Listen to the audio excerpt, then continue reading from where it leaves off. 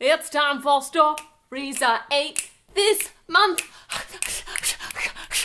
Off the hook, but the phone never rang. Beast on the beats, no claws, no fang. Stories I ate, stories I ate. Off the hook, but the phone never rang. Hello, it's July. I watched a lot of shit in June, and I read 3 whole books. It's been productive. Let's do this. First book I got here was the BOOKSPLOSION June Book of the Month. Now I Rise by Kiersten White. We worked with Random House this month. Read the second book in her Conquerors series. I believe it's called the Conquerors series. The first book is called And I Darken. I read it in 2016. And the third book, Bright We Burn, comes out July 10th, which I believe is today. I am so excited to read it because Now I Rise was a masterpiece. I can't imagine writing this book. So much research, intricate research into this time period had to be done, and it made the book feel so real. I feel like I was there for the fall of Constantinople in the late 1400s. If you don't know, this is historical fiction following the time of Vlad the Impaler, if Vlad the Impaler was a woman. So we follow from birth Lada, who is the female version of Vlad the Impaler, and her brother Radu, and their tumultuous journey through life during the time of the Ottoman Empire. It's really, at its core, is a story about these 2 siblings. Lada is this powerhouse of a young woman who's determined to take back the country of Wallachia, where her father used to rule, but her father was overturned when they were young, and they were sold to the Ottoman Empire, and it's just this whole ordeal. It's just so good. So I did the audiobook for Now I Rise, which was excellent. So I highly recommend that if you don't feel like you could sit down and read all of this, get the audiobook. I feel like I'm learning so much because all the stuff in this book is stuff that school kind of brushed over for me, at least. I knew nothing about the Ottoman Empire. It kind of connected all these little dots I've had in my brain for so long, like what exactly happened in Constantinople? What was Constantinople? Like, I learned more about Constantine. I mean, all I know about Constantine is he tried to unite the Eastern and Western Christian churches. In here, that's what's going on. Like, he's reigning and everyone hates him for trying to do that. Everything was fascinating and wonderful, and I loved it. The characters were fantastic, like Radu and Lada's separate stories and arcs. They're so good. This is a 5-star, amazing. I loved this book. I was blown away, and I'm so excited to finish the series. It's so worth the read. I know they look big, especially if you're not a big historical fiction reader. It sounds like no thanks. It's not like a history book. It's very entertaining, and it's so good. In conclusion, I feel like I've been talking about this for a while. You should read Now I Rise and I Darken, and Bright We Burn is out today! Pick that up. I'll be picking up the audiobook. If you've finished Now I Rise and you want to talk about it, there's a BOOKSPLOSION live show on my channel called the Now I Rise BOOKSPLOSION live show. It's just a couple videos back. Next! The first TV, this isn't necessarily the first TV show I watched. This is the most recent one, and I really want to talk about it. I just watched season 2 of Glow. I've been working on the final edits for Again But Better, my book. I haven't been in a place where I should be stopping to watch Netflix, but season 2 of Glow was so good. I loved it so much that I didn't want to stop watching it. I enjoyed season 1 of Glow, but it was more from like fascination with the script, the actual content, and the time period. But season 2 just really had me in all the aspects. Like, I really enjoyed the characters and their relationships and the way things are developing, the female friendships. There was just more going on between all the different characters. It was so much fun. I loved it. A to season 2 of Glow. I'm tempted to say A+. I flew through it. Definitely recommend it. Alison Brie is fantastic. Oh, her character at the beginning of Glow, the first season, a lot of the characters seem very unlikable. Like, you don't know who to latch onto. But the further you get in, the more you learn about these people, the more you see the different sides of them. There's so much more to a person than your first impression of them. And I think that's really prominent in this show. The first impressions you get of everyone are so different from the people that they actually are. The next book I finished, I'm kind of working backwards because I finished this book this morning. I finished Glow yesterday. The next book I finished was NEVERWORLD Wake. And this is by MARISHA, PESSL, who wrote Night Film, and I got the impression that it was a thriller. It's a book where they don't give you much going into it. I honestly wish I didn't really read the back of it, so I didn't know what to expect. I'm gonna do my best here to review it without spoiling it. It felt less like a novel to me and more like a window into this experiment on the human psyche. Marisha Pessie's writing style is really interesting. She has all these intricate metaphors that she uses to describe like literally everything. In the beginning, I was listening to the audiobook and I was just kind of getting lost because I wasn't focusing enough on the words, because she would go into these beautiful metaphors and that's the image I'd have in my head, and I'd be like, wait, what was she talking about? Like, what was this metaphor a metaphor for? A lot of them I would take a step back and be like, wow, that was really different and really cool and it really worked in terms of the image and the metaphor that she was using, but there were just a lot.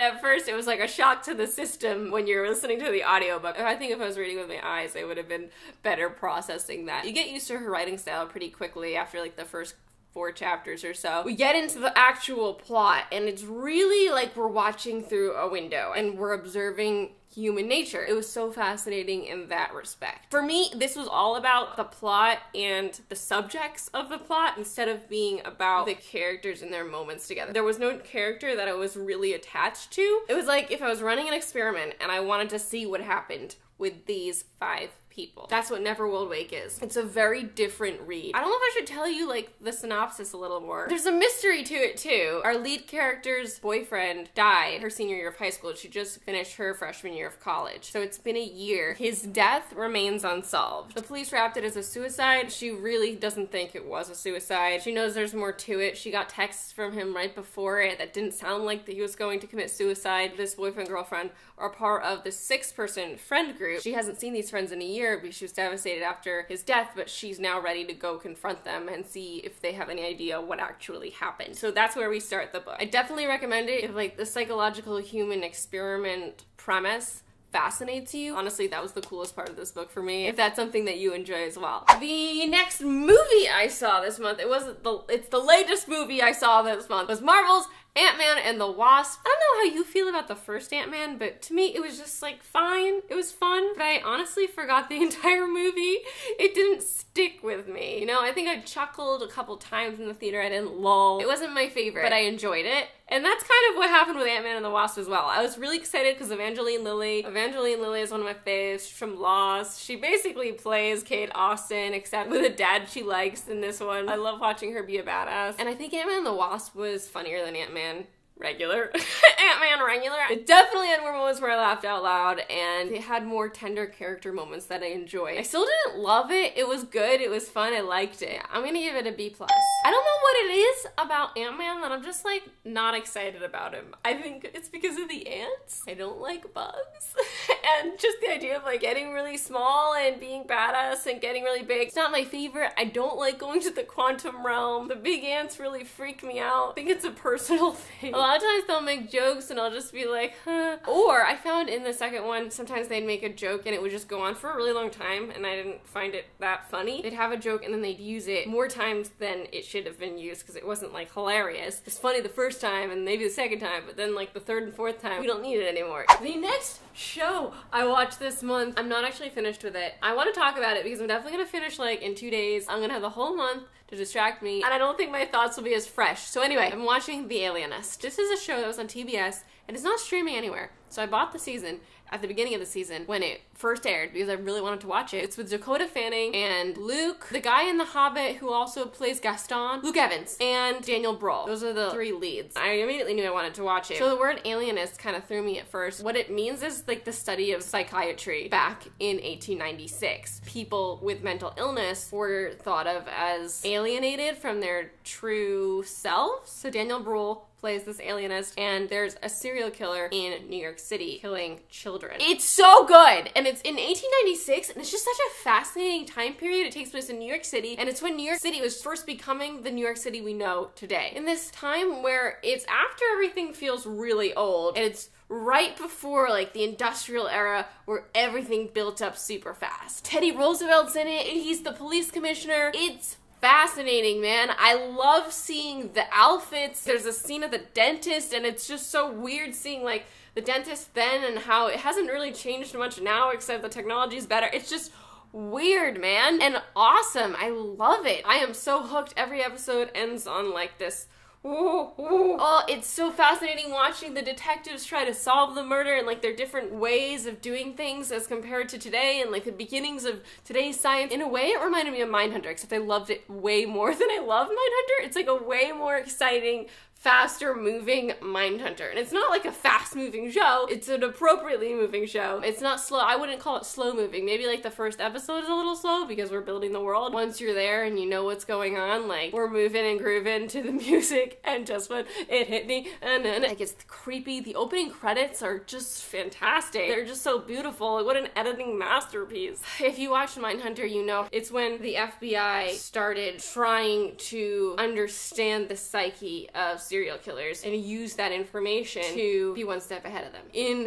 1896, you see like this alienist doing the same thing, but we get to see him in action. I'd say it's kind of like a mashup of Sherlock and Mindhunter in the best way. I feel like no one has watched it because I've literally seen no one talking about it, and I think it's because it's on TBS and it's not streaming. I think if they put it on Netflix, it would do really well. The Alienist gets an A. I gotta see how it finishes up. I have 4 episodes left. It feels like I've watched so much of it. I watched 6 episodes so fast. I also quickly just want to say, in Last Doors, I talked about The Bold Type, the first episode kind of disappointing me of season 2, but right after that episode, it picked right back up, and I love it just as much. It's great. You should watch it.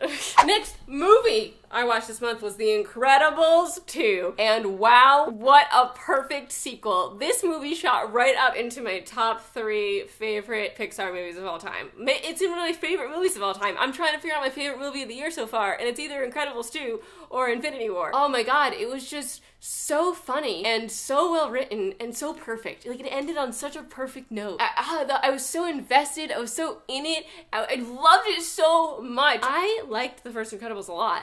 Like, it was great. But it wasn't in my top 3 Pixar movies. But this one, I liked it better than The Incredibles. And The Incredibles was fantastic. But this was funnier than The Incredibles. There's so many role reversals that I love. And so many unexpected jokes. It was so run your ass. It was so good. I can't wait to see it again. Up is my favorite Pixar movie, and then Finding Nemo, and then we have Incredibles 2. So A+ to Incredibles 2. Next, the next TV show I finished this month was Westworld Season 2. Season 1 was a masterpiece. Like, it is a perfect piece of art that I want to plaster on the wall and have just like running on loop forever. Season 2 had ups and downs, which kind of bummed me out because I wanted every episode to be perfect forever. Some episodes were phenomenal. Season 2 episode 4 was the best episode, but there were some episodes that I feel were unnecessary. I have all the faith that next season could be amazing. You know, I think season 2 suffered from the pressure put on it from season 1, I think. Season 2 just threw in so many riddles and so many things that didn't need to be in it. You know what happened? It lost its core heart. It felt like I was only rooting for one person. Everyone else was kind of pissing me off. And season 2 is filled with so much death. You become numb to it. I haven't done a Westworld season 2 video specifically because now that I've seen the end, I feel like I have to go back and watch everything again. Westworld season 1 gets an A+++ from me, and Westworld season 2 gets a B+. I mean, it's still a really great show. It wasn't that perfection. The next book I finished this month was Tahereh Mafi's new contemporary coming out October 18th, A Very Large Expanse of Sea. If you don't know, this is a contemporary that Tahereh wrote based off of her own experiences being a Muslim girl in high school in America right after 9/11. And it's just her kind of trying to cope with life, and she's always wanted to breakdance her whole life. Her and her brother love breakdancing, so they make a breakdancing club, and it was just such a moving book. I couldn't put it down. I finished it in like a day and a half. Highly recommend it. This is not the actual cover, this is the art cover. I'll put the actual cover on it right now. It's beautiful! It definitely gets an A from me. The next movie I watched this month was The Kissing Booth on Netflix. I was looking for something just fun and silly and enjoyable to watch one night when I was just having a bad day. And I asked Twitter and they were all like, watch The Kissing Booth, watch The Kissing Booth. And I was like, ugh, that sounds dumb. But the movie was so fun. I laughed a lot. There were a lot of silly tropes and dumb lines, but I felt like the lead actors really pulled it off comedically. If you're in the mood for just like a cheesy, fun high school love story, this is there for you. Like, I'm gonna give it an A because I enjoyed watching it so much. I think in terms of like the film itself, maybe it's like more like a B-. I loved it. Next I saw Mamma Mia. Here I go again. I don't know if you watched the original Mamma Mia back in 2008 or something. I did, and I did not like it at all. I love ABBA music, so I loved hearing the music, but I thought the actual movie was dumb and very poorly directed. Now, I need to go back and watch it again because I was in high school and maybe I was watching it with too much of a serious eye because I was expecting too much of it and I didn't like go into it with really low expectations just to have fun, because then maybe you could have fun with it. I don't know, I just remember all the dance sequences and stuff. I was really unhappy with how they were shot because you couldn't really enjoy the choreography. It was like dumb. The camera movements were dumb in my opinion. I don't know. This is again like 17-year-old Christine, so gotta watch that one again. Anyway, I went in with such low expectations to an early screening of Mamma Mia 2. Here we go again. It has a really rough start in terms of like the opening sequence. I was just like, what? But then it finds a groove and it's just so much fun. The girl who plays young Meryl Streep is fantastic. I can't remember her name right now. She was Cinderella in the Cinderella remake. She was so good. She was really carrying it. And I love Colin Firth. I didn't really have an appreciation for Colin Firth when I watched Mamma Mia 1. Tone-wise, it was on a roller coaster. It was like, oh, this is so much fun. And then I was like, oh, this is emotional. I came out of it dancing and singing and like so happy because it was just so much fun. And I felt myself like getting teary sometimes, but then it would be like, Mamma Mia. And I'd be like, yeah, Mamma Mia. I'd give the movie a B. It was really fun. It was nothing amazing, but because it was so fun, I can't give it anything less than a B. I definitely enjoyed it more than the first one. The next movie I watched this month was National Treasure. It was a rewatch. I haven't watched National Treasure in a really long time, and on 4th of July, I was looking for something America-y to watch, and National Treasure was on Netflix, so I was like, why not? This looks fun. It was really fun. I enjoyed the first National Treasure for sure. In my head, I think it had joined up with the second National Treasure and become a confusing jumble, so it was nice to watch it again and just see all these things that I hadn't seen before, just like Trinity Church, for example. They go to Trinity Church. That's where Hamilton is, and Angelica, and I was just like, oh my god, that's this. Little things like that I didn't pick up on the first time around. I'm gonna give it an A-. And last but not least, I finally saw Deadpool 2 this month. Is it called Deadpool 2? It is called Deadpool 2. Deadpool 2.